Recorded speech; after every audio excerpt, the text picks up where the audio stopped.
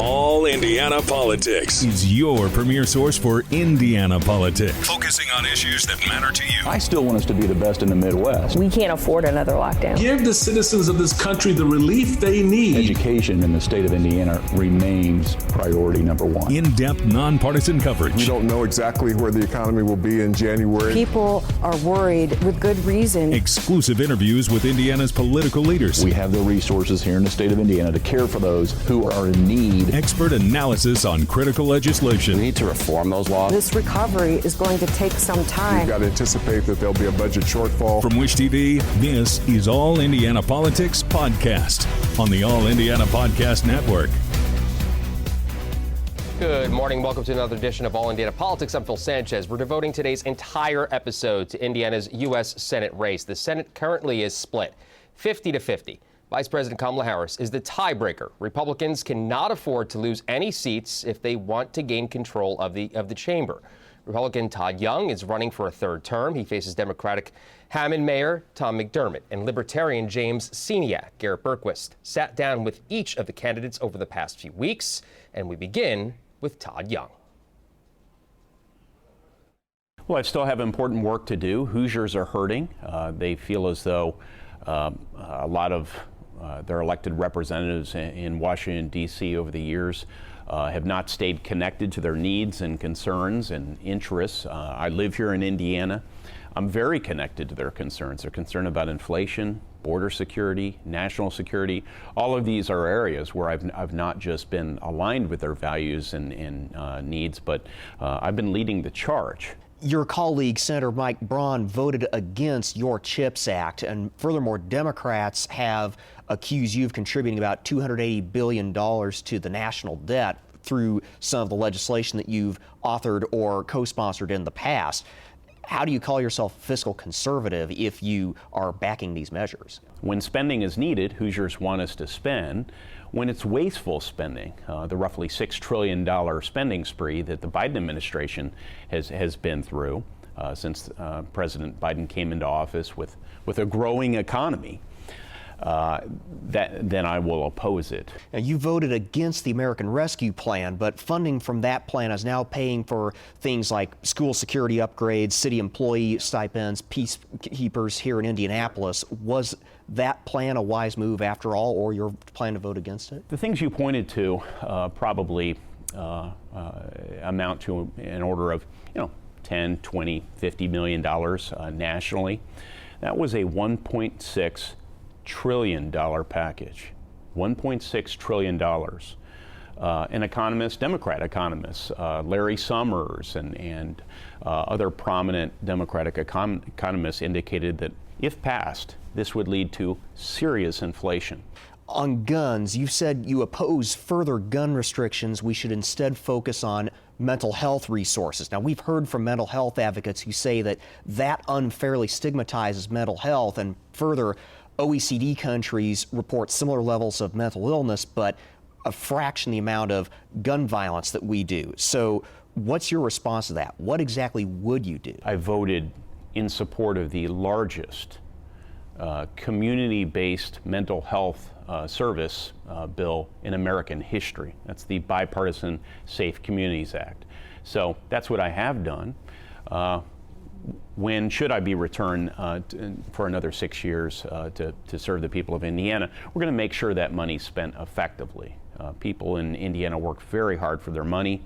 They don't want it wasted on gimmicky stimulus bills or other meritorious bills that just aren't implemented effectively. So I'll be overseeing those expenditures. Should Congress legalize, decriminalize, or reschedule cannabis? Yeah, for medicinal purposes, I join the people of Indiana in saying this is something that we should look at. We should look at the existing body of research. I think probably additional research expenditures are merited, and we can do that through the Veterans Administration. I have co-sponsored legislation to do this. I do have to say that unlike my opponent, who's made this the signature issue of his campaign, there are a lot more important issues for most Hoosiers right now.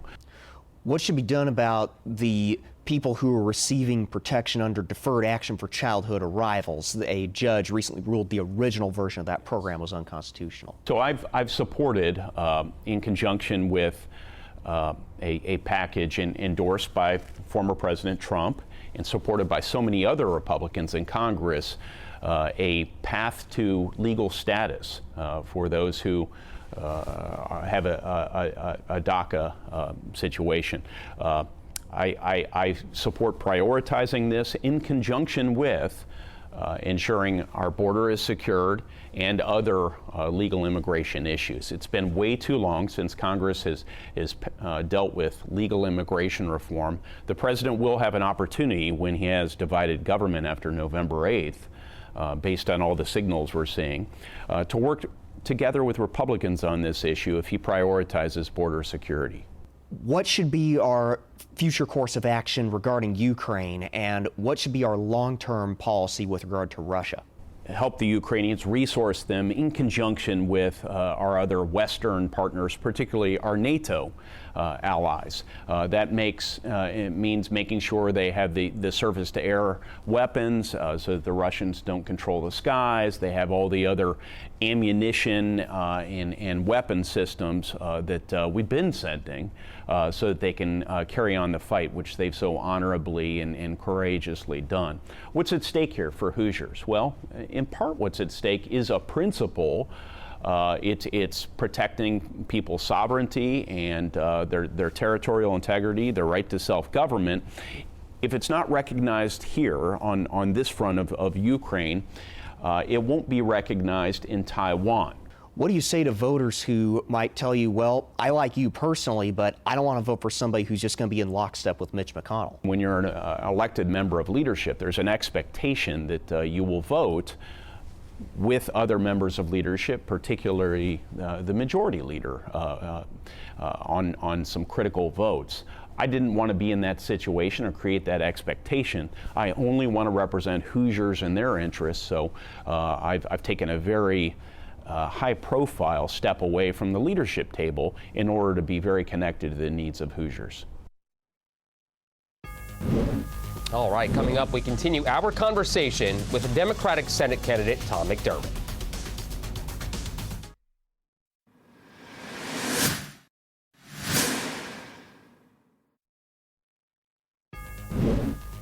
Welcome back. Our coverage of Indiana's U.S. Senate race continues with the Democratic candidate Hammond Mayor Tom McDermott. Washington, D.C. is broken. The United States of America, in my lifetime, has never been more divided than it is right now.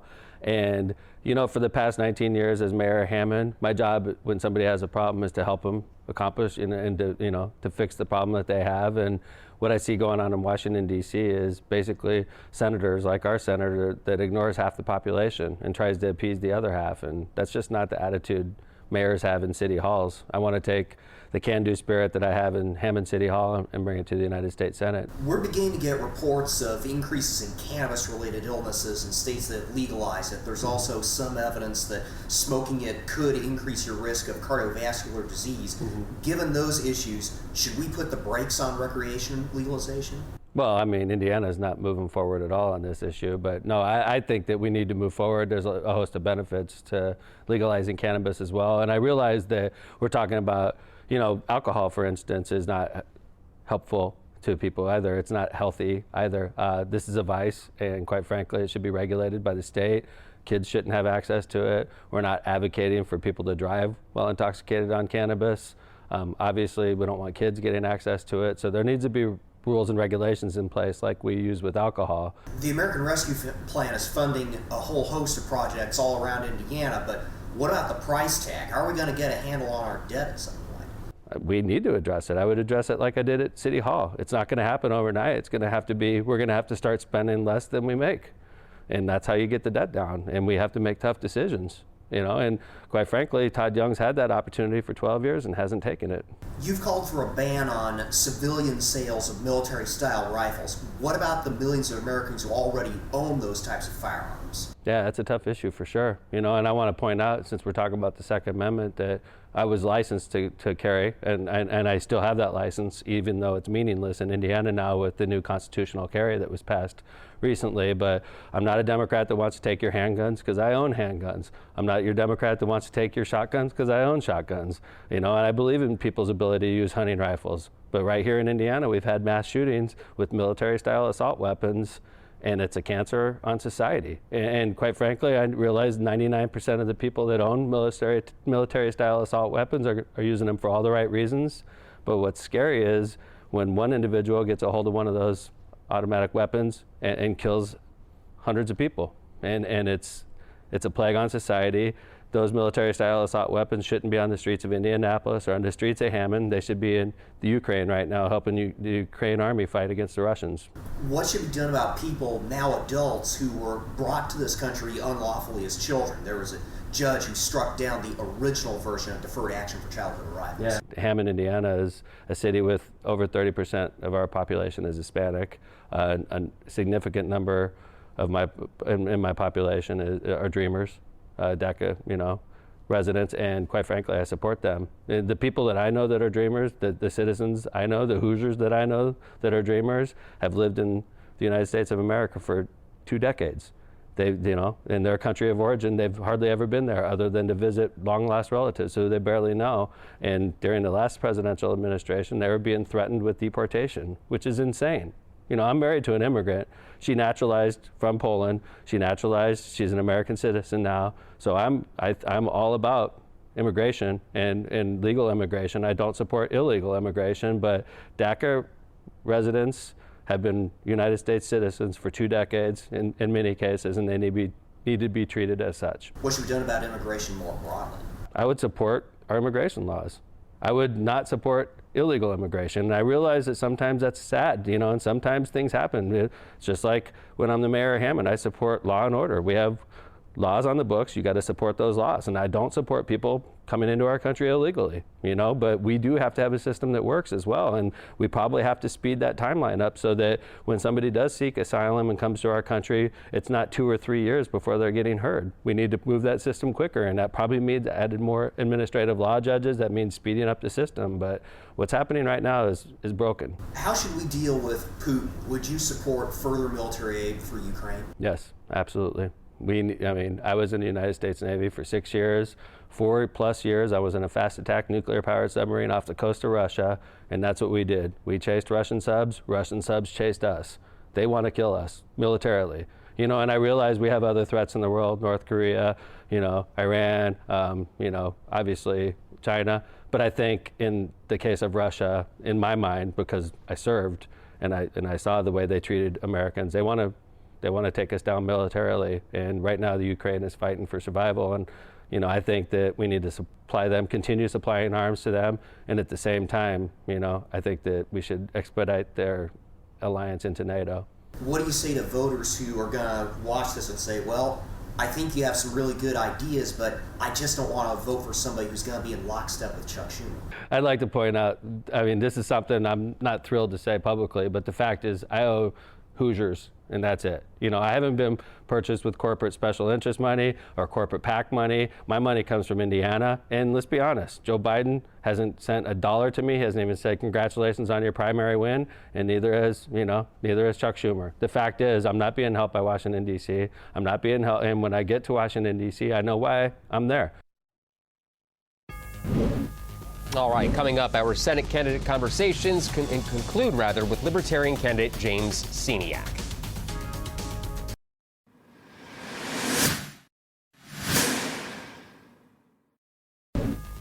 Welcome back, voters. We'll see 3 names on the ballot for U.S. Senate besides Todd Young and Tom McDermott. There's the Libertarian candidate, behavior therapist James Sceniak.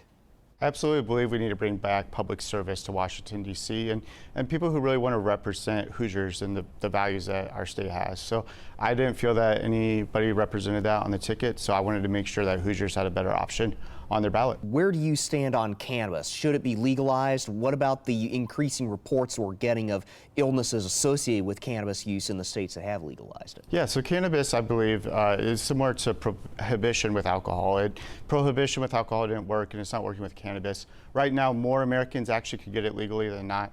And so it's time that the whole nation comes on board. As a senator, I'd promote things like the MORE Act, decriminalizing it, and I believe that that's the best route to go. And economically, it will help Hoosiers in the end game. On criminal justice issues, you said that you want to end civil asset forfeiture, no-knock warrants, minimum sentences, and qualified immunity. Doesn't that make it harder for police to do their jobs, and doesn't that let at least some violent criminals off the hook? I absolutely believe that we need a criminal justice reform, and we look at America's, and in comparison to the world, we actually jail more by population than any other country. And so we definitely have to have some form of reform. But when you regard police officers, for example, no-knock warrants actually make their job safer, because when police officers enter a home with a no-knock warrant, that individual doesn't know what's going on. They have the rights to defend their property through the castle law, like in Indiana. And so when we look at these policies, we actually have to look at what's both safer for the police officer as well as safer for the community and to protect our rights. So specifically, no-knock warrants would actually make their job safer, as well as the whole process. But we're not talking about violent criminals getting off the hook. We're talking about non-violent crimes and looking at how we can create a better system, treat addictions as addictions rather than a crime. And those are the kind of common sense policies that I believe that would represent one in America and in Indiana. You said you oppose any further gun restrictions and we should focus instead on mental health resources. Now, we have heard from mental health advocates who say that that kind of talk unnecessarily stigmatizes people who have mental illness, and plus there are a number of other OECD countries that have similar levels of mental illness to the United States, but they report much lower levels of gun violence. What's your response to that? What exactly should we do here? So violence is the real issue, whether it's committed with guns or knives or any domestic violence, that kind of issue. So when we look at specifically guns, we look at countries that actually outlawed it, and stabbing deaths go up. So why don't we address the heart of the issue, which is actually that violence, right? And I understand what they're saying, but they're putting mental health in one category. There's many categories with mental health that we're discussing. And so when we put it in a broad term category, that's where you get that overgeneralization, and that absolutely someone suffering with depression doesn't necessarily make them violent. That's not what I'm getting at. But those who do commit violent crimes do have a history of different mental health issues. So that's what I'm talking about, is addressing those specific issues. And my field is within mental health, human services. And so I believe that there is ways to reduce that violent crime. What should be done about people, now adults, who were brought to this country unlawfully as children? Because there was a judge who recently ruled that at least the original version of deferred action for childhood arrivals was unlawful. Well, I believe we have to create a whole different immigration system, one that actually allows more easier access for our country. And that includes those who have come as children. They had no choice in their actions. But we do need a secure border. I discussed how castles need a moat. We do have to have a process to vet those who are coming in. But those who want to live a happy and productive life, want to work in America, should absolutely have a way in. And right now, we don't have a very secure process and a speedy process to allow those individuals in. So whether we're talking about children who are already here, allowing them to become naturalized citizens, or whether we're talking about immigrants who want to come in, we definitely have to make this process a smoother process and allow for that vetting to be done so that people can live the American dream. How should we deal with Vladimir Putin? Would you support further military aid to Ukraine? I look at that situation, and all my life, we could talk about the wars that have gone on. As an American at 34 years old, there's very rare times in American history that I've lived that we haven't been at war. And right now, I think we need to look for peaceful resolutions. We need to look at ways to diplomatic solutions.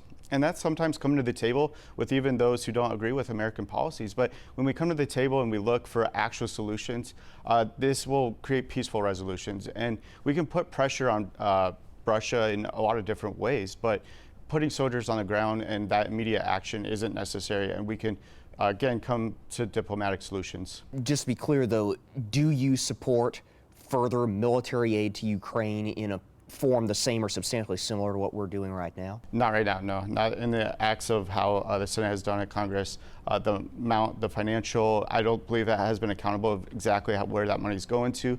And I believe that right now, that intervention isn't the right way to go. What do you say to people who say you're just going to peel votes away from one or the other major party candidate and put the other person in office? Well, that's old thinking. The fact is nobody steals votes, nobody takes votes. They earn votes. And as a candidate, I'm earning the votes, and I am earning those votes from those who believe I will best represent them in Washington, D.C.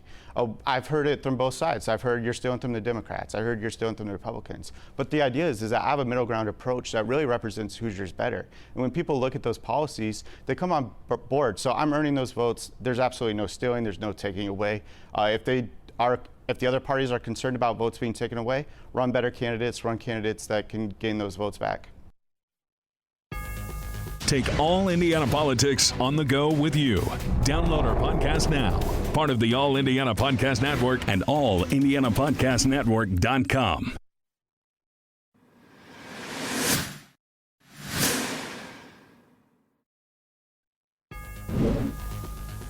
And thank you for joining us for All Indiana Politics this week. We'll be back here next Sunday morning at 9:30. You can also find our brand new All Indiana Politics podcast. It's part of the All Indiana Podcast Network over at wishtv.com. Have a great rest of your weekend.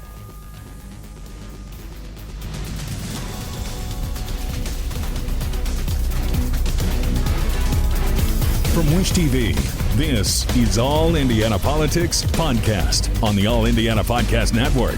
Watch All Indiana Politics live Sunday mornings at 9:30 on Wish TV and at wishtv.com. Subscribe to this podcast and listen weekly here on the All Indiana Podcast Network. And be sure to discover even more great podcasts at allindianapodcastnetwork.com.